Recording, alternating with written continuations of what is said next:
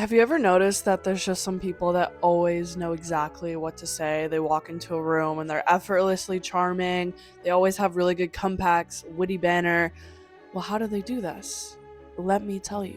And it's not necessarily personality, it's something you can train because they're just really good at cognitive speed when they talk. They're really good at thinking on their feet, and this is something you can actually improve.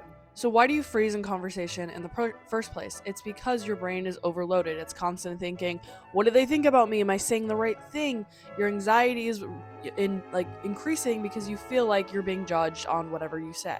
And your anxiety is hijacking your working memory, your memory of previous conversations and what a funny response would be or what a good response would be. And that's why you're freezing up.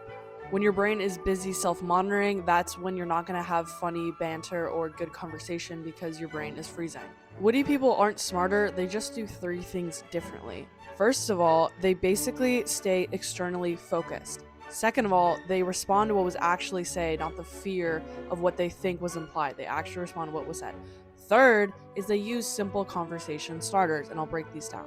For example, like to call this the loop and the twist. They will make a spin-off version of what someone said.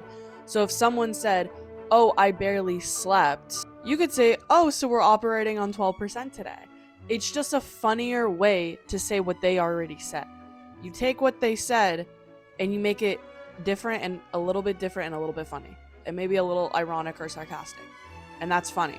And so it's like, it's not even that hard because you're already literally just repeating what they said in a funnier way. This is a really good technique to make anyone laugh, honestly. Two is use exaggeration. If someone said, "I'm so bad at directions," you could be like, "Oh, so you got lost in the hallway today?" Something like, you take something that is normal, right? And then you like put it in a silly scenario of like, obviously you wouldn't get lost in a hallway, right? And so you take what they said and you put it in a different scenario.